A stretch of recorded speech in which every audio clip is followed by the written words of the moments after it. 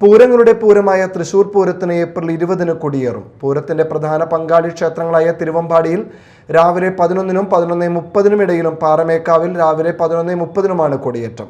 രാവിലെ 11-ന് വലിയ പാണിക്കു ശേഷം പുറത്തേക്ക് എഴുന്നള്ളിക്കുന്ന ഭഗവതിയെ സാക്ഷി നിർത്തി ദേശക്കാർ കൊടി ഉയർത്തും. പാറമേക്കാവ് കാശിനാഥൻ ഭഗവതിയുടെ തിടമ്പേറ്റും.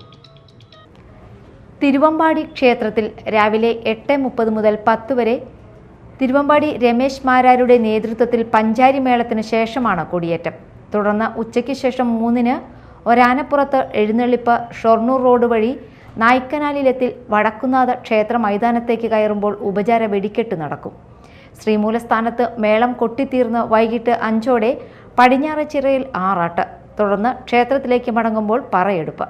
പാറമേക്കാവിൽ രാവിലെ 11-ന് വലിയ പാണിക്ക് ശേഷം പുറത്തേക്ക് എഴുന്നള്ളിക്കുന്ന ഭഗവതിയെ സാക്ഷി നിർത്തി ദേശക്കാർ കൊടി ഉയർത്തും. തുടർന്ന് ക്ഷേത്രത്തിലെ പാലമരത്തിലും മണികണ്ഠൻ ആലിലും സിംഹമുദ്രയുള്ള മഞ്ഞക്കൊടികൾ ഉയർത്തും.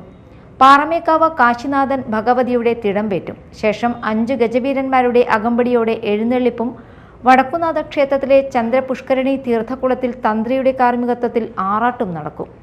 കൊടിയേറ്റം കഴിഞ്ഞുള്ള മേളത്തിനു ശേഷം വെടിക്കെട്ടുമുണ്ടാകും. പൂരത്തിൽ പങ്കാളികളായ മറ്റു ഘടകക്ഷേത്രങ്ങളിലും 20-നാണ് കൊടിയേറ്റുക.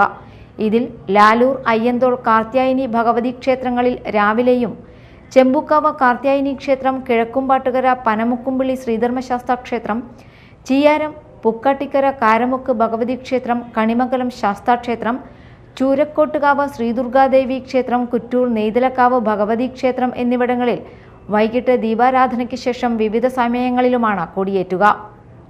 അയ്യന്തോൾ ക്ഷേത്രത്തിൽ ക്ഷേത്രം തന്ത്രിയും മേൽശാന്തിയും ഒരുമിച്ചും മറ്റു ക്ഷേത്രങ്ങളിൽ ദേശക്കാരും ചേർന്നാണ് കൊടിയേറ്റം നിർവഹിക്കുക. Media time, Thrissur.